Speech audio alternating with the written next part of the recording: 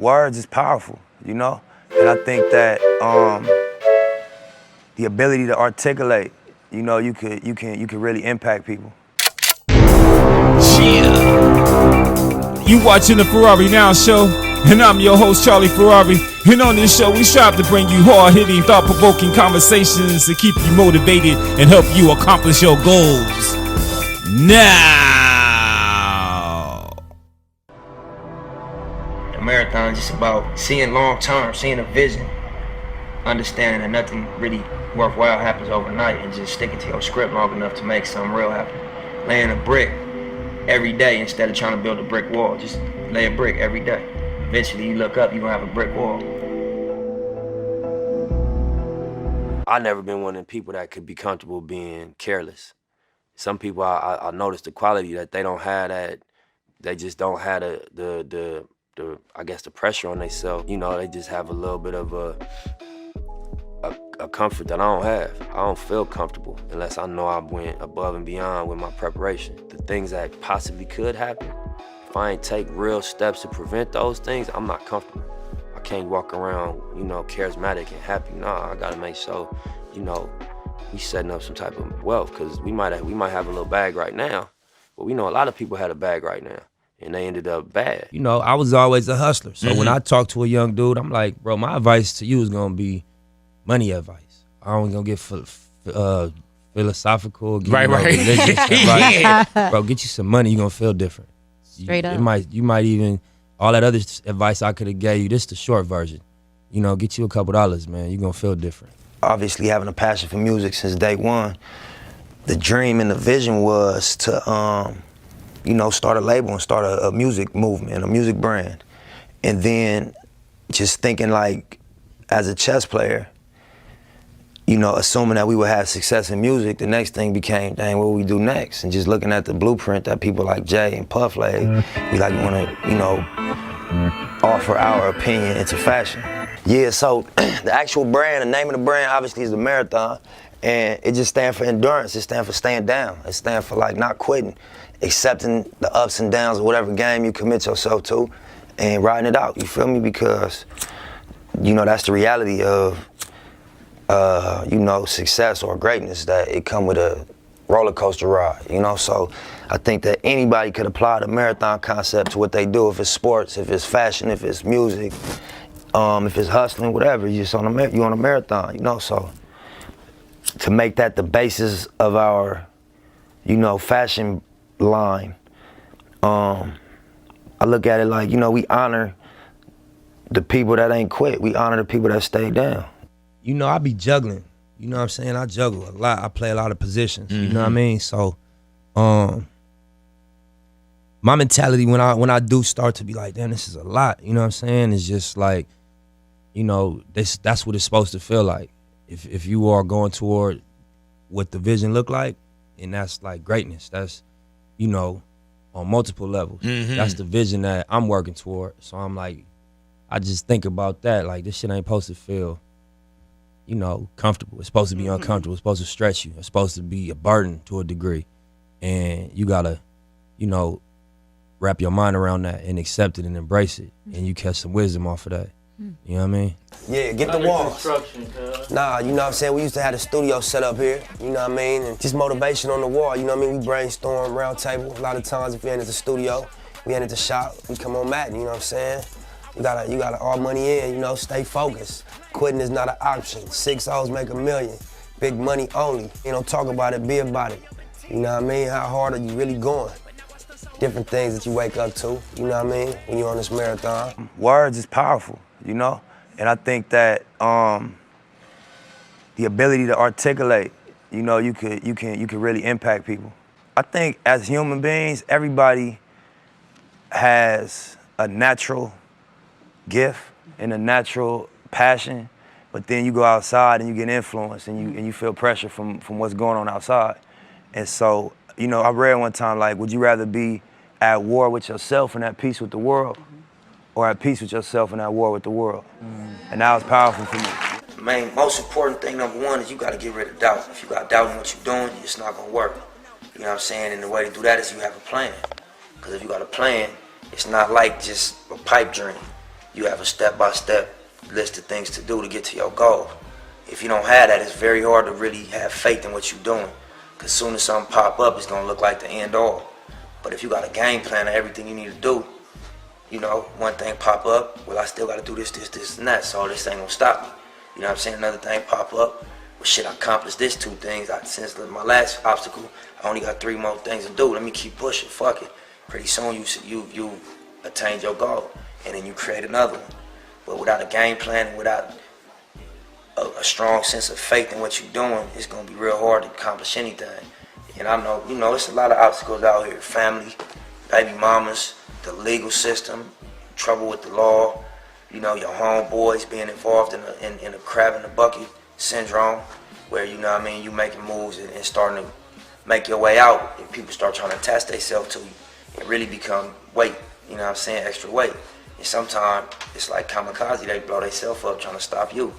So, you know, you gotta have faith in what you're doing and not take no for an answer. You'll get it. It'll be a long run, but you'll get it, for sure. You gotta go hard, you gotta believe in yourself, and you gotta have a sense of humor and know that bullshit is gonna happen. You can't be too serious about it and too emotionally affected when bullshit happens. You have to just stick to the script, believe, have overwhelming confidence, be your own biggest fan, your own biggest believer, and put it on your back and carry the weight. You feel me? Success to me, I say it a lot, it's just being able to do what you love to do and support yourself off of it. Live your dream and do what you love to do every day. So I'm successful in my eyes, because I don't sell dope, I don't go to work, but I do music and I love to do it. And that's all I have to do to maintain. Number one, you know, I just feel better, homie. I sleep better, you know what I mean? I got a level of like, I'm at peace with what I'm doing. I feel good about what I'm waking up doing and about my lifestyle. At one point, I wasn't proud of my lifestyle. You know what I'm saying? I wasn't content with what I was doing on a day-to-day basis. I wasn't happy with that. So it was eating at me. Even though I'd be on the surface, cool and straight, deep down I knew that this wasn't the direction of what I need to be doing. Now I wake up with the feeling that I'm going in the direction that I'm here for. Like what I'm on this planet for, I'm doing it. When you don't have resources, you in survival mode. You know, so being in survival mode automatically rules out a lot of things, because you don't care about morality, because you don't experience morality. You experience, you know, the need to survive. You don't experience, you know, fairness. You don't experience planning for the future. You just experience my ribs touching. You know what I mean? And it's better me than you. And, you know, it's a survival instinct that kick in. So I think once you get out of the survival mode, your morals come back closer to your daily decision making. You start thinking about what's right and what do I believe in. But until you get out of survival mode, you ain't got time to be worrying about right and wrong. You worrying about bottom line. You know what I mean? By any means necessary. So I think that economics is the answer. Empowering people economically is how you really, really impact. But I don't know if it's about dropping a bag of money in the hood. I think it's about impacting culture in a way that, you know, the mentality changes. I couldn't make a blanket statement to just the young people doing dirt. I don't think that's honest. You know what I mean? It's context for everything. Nothing happens in a vacuum, you know? But I would say that, you know what I mean, you're gonna lay in the bed you make. You're not gonna get away with nothing in terms of the energy. You know what I mean? You might beat the camera or the police. They might not catch you for what you're doing, but the energy is always gonna return to you. So when you just living in this cycle of being negative all day and just putting out negativity and that's the only energy you putting out, it's gonna return to you in different form than you put it out in. So I would just say, you know, master your energy. Do your best to master your energy and what you put out, you know, and unless that's what you want, you know, because you entitled to whatever you want to create, whatever experience you want to create for yourself. But if you're tired of that shit, adjust the energy. You know what I mean? As best you can. Adjust what you wake up thinking and what you say. And then lastly, what you do. And that's not an easy thing to do because it's such a pressure in these areas to just go by the way things are. But, you know, it's a lot of examples that you could look up to as young kids in the streets. You could look up to Kendrick Lamar. Not the words, forget what he's saying, just where he came from. I seen him, you could YouTube him freestyling in the Nickerson Garden Projects. You could look up to a Nip Hussle. You know, you could look up to any one of these guys that came from this hopelessness and you know, wiggled their way through it. You know what I mean? And you could reverse engineer what they did. You know, look at the steps. What happened? The example I would like to set is by my demonstration.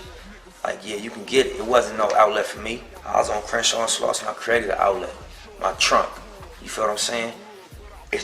Everything is cheap. The camera we filming this interview on is probably less than $200. You know what I mean? So you can definitely touch people for a small amount of money if that's what you want to do. It's no longer a $10,000 camera, $200,000 studio. It's not. That day and age is over with. The playing field is level. So if you got an idea and a game plan and you want to do something, you can really do it. And that's my example I set. All my original goals, I met them. I had goals as somebody coming out the street. So I didn't have a hell of a entertainment set of goals. I never wanted to win a Grammy. That was not my goal coming out the street. Them is music goals now. That I'm in the music game. That was never my goal. I never thought about selling 1 million records. I thought about, you know, doing something legit to make my money and being able to, you know, not worry about when I heard the helicopter late at night thinking they was coming to kick the door down. Right. You know, I read an article that Joel Santana made $15,000 a show. I don't know if it was true or not, but I'm like, damn, you can make $15,000 a show? That's how I was thinking at that time. Like, you know, what we did as teenagers to make $15,000, you get a lot of years for it. Absolutely. So, you know, you could go do a tour where you make that every night. And then I remember looking at every state, like it's 50 states. If I could sell 1,000 units in each state, Indy, at $8 a unit, you know what I mean? I could make somewhere near $500,000 if I just figure out how to do that. And that was my little entry level goal. So, you know, we established and accomplished them things early and I had to redevelop my goals. Now that I was in the game and I learned niggas get $1 million a show, niggas get $500,000 a show. I didn't know that. I didn't know that, you know, I knew, but I didn't think that it was realistic that you could really sell millions and millions of records and become a global brand. So as I became exposed to these situations, met these people that performed on that level and like, you know, you ain't no smarter than me. You know what I'm saying? You just in a position. You just, you know, you sitting in a space where you could execute on that level. You know what I mean? I started reestablishing what my goals were. One thing I noticed about myself, when I like, I think, you know, thoughts is powerful in all facets. Because even my career, even my life, you know, things end up turning out exactly how I visualized them. Not in this time frame I expected. You know what I'm saying? You always want shit to happen overnight. Mm-hmm. But, you know, I just had clear visions. You know, obviously outside of my girl. I just mean in music and hustling and just how I viewed myself as an adult when I was a young dude coming up. And your thoughts powerful. That shit, you know, come to life if you stick to your script. Man. Creative destruction, a risky business of going against the grain. The reasonable man adapts himself to the world. The unreasonable one persists in trying to adapt the world to himself. Therefore, all progress depends on the unreasonable man. I don't know how. It's radicals, you know what I'm saying?